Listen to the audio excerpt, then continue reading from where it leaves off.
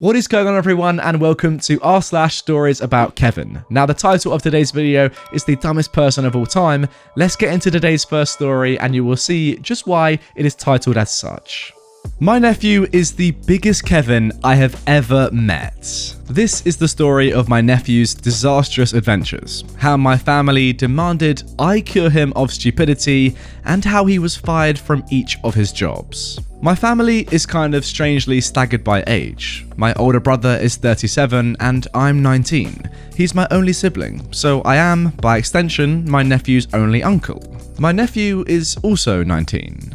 My parents expect me to understand Kevin and to figure out what's wrong with him. Infuriatingly, they expect me to be an uncle/mentor figure to Kevin and relate to him as a teenager. For context, let's go back to his younger years. The first true act of Kevinness that my idiot nephew pulled was his cyber attack on my dad's business site online. Kevin was only 14 when he did this. By cyber attack, I mean he went onto my dad's website, my dad sells sports memorabilia, and posted prawn into the comment section of the site.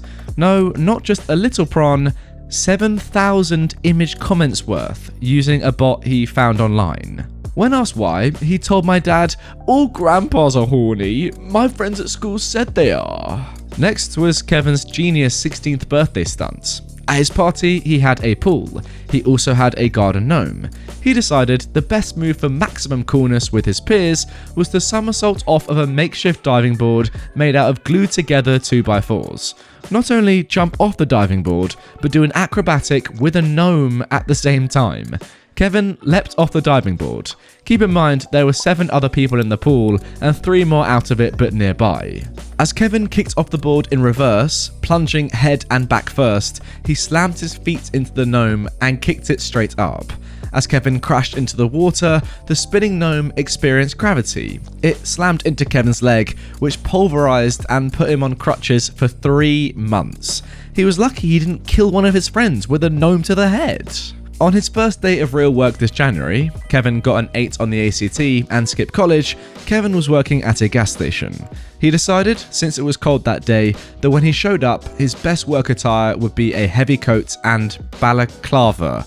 That's right, he wore bank robber clothes because it was cold. They almost called the police until the inevitable, "It's me, Kevin," when he pulled the mask off. Kevin is a big video gamer and actually has had some success on Twitch playing Minecraft. He has 500 subs. Why anyone would want to watch him do anything is beyond me. He probably digs straight down and mines at night. Anyway, here's a few of his misadventures in gaming. Wait, sorry, he has 500 subs on Twitch. That's mad. Also, guys, if you didn't know, I actually stream on Twitch occasionally as well. It's on screen right now if you want to come and follow me, r/RedditorYT. I stream a whole host of different games. Yeah, come and watch me. So, back to his misadventures in gaming. He was caught trying to play real-life Minecraft, as he put it, for YouTube. That means going in the backyard with a pickaxe and digging holes in the lawn. That's a viral video right there. He bought a jar of borscht, Russian beet soup, at a grocery store and drank it on stream while playing Counter-Strike. I don't play it, but he says it has lots of Russians and he wanted to show super Slav energy. This guy's a legend. Next was his attempt at taking the SAT instead of the ACT. Kevin refused to study for his ACT retake and scored 8, an improvement from 6 on his first try. My school offered SAT for students who failed at ACT. Kevin got a 660, which he called hard work. He once went to a bank with a stack of CDs because he wanted a CD, a certificate of deposit. Jesus. He also jumped on my brother's, his father's, knees while he was sleeping and ran out of the room. My brother woke up groaning in pain and Kevin just admitted it out of the blue. Another time, Kevin tried to ski in the house. That's right, skiing indoors. He put snow from outside on the stairs, came barreling down, and slammed face first into the Christmas tree, which collapsed like his hopes of making the nice list that Christmas. The last story I can think of to post was the time he decided to do a boogeyman impersonation last weekend. I don't care that I'm a grown man, I freaked out on him over this one. Kevin jumped out of my closet at 2 AM during Thanksgiving this year. That's not the big deal. The big deal is I thought I was alone in my room for 3 hours in pitch black before Kevin, wearing red light bulbs clipped to his glasses, leaped out of my closet, shrieking like a banshee and yelling in a shrill voice, "I'm gonna eat you!" A couple weeks ago, I bought a gun. Now that's unrelated to Kevin, and if I had been on the other side of the bed where I keep my gun, Kevin genuinely might have been a dead man. He scared me so good. Fast forward to the last 3 months. My family wants me to de-Kevinize him. I don't know where to start. This guy nearly tricked me into shooting him, and yet they want me to 1. Act as a mentor as his uncle, and 2. Relate to him because I'm his age. This is insane. I hope you got a kick out of hearing about my idiot nephew. Well guys, I hope you can now see why the title of this video is the dumbest person of all time. Kevin... I've got to say, mate, if you're not the dumbest person, you're definitely up there. Some of the stuff in this story, I can't even believe it, to be honest. Just what a crazy guy. He's the sort of person, in my opinion, though, that would probably be quite fun to be around. It's just when you have to, like, take responsibility for him. For example, in this story, OP is his, uncle, so has to mentor him and try and be friends with him. That is tough. But if he was just your mate, who you could see for a few hours, then leave when they started to get really annoying, he'd probably be a great laugh. Some of the stuff he's doing is insane, skiing inside, that sounds like a lot of fun. Yes, if I owned the house, I'd probably be very annoyed because there'd be snow everywhere, but if I was with him at the time, it'd be a lot of fun. Things like sitting in my cupboard for 3 hours in the pitch black and then nearly scaring me to death though, yeah, that'd be less fun. I'd rather not have that side of Kevin. Overall, what an amazing person. Let's just leave it at that. Now moving on to our next post about Kevin. Kevin discovers Google Images. At my previous job, working outdoors, the head of our safety department was a Kevin. My workplace had a bit of a reputation for having somewhat of a good old boys mentality, where older men were elevated to higher positions without offering others an opportunity to interview for the open position with the reasoning they've been here for years and we feel they'd be a good fit for this role. This particular Kevin could often be found sleeping in his office, especially on days when everyone else worked together to shovel snow, which is a safety hazard and something the head of safety should be addressing, but I'm getting off track. He lacked very basic tech skills, but would always harp on about how a lot of young people these days just aren't quite as sharp as us older folk. Yes, that was an actual quote during a company-wide training about how to manage stress. As the safety representative of my own department, I would frequently have to try to communicate with Kevin on safety-related issues.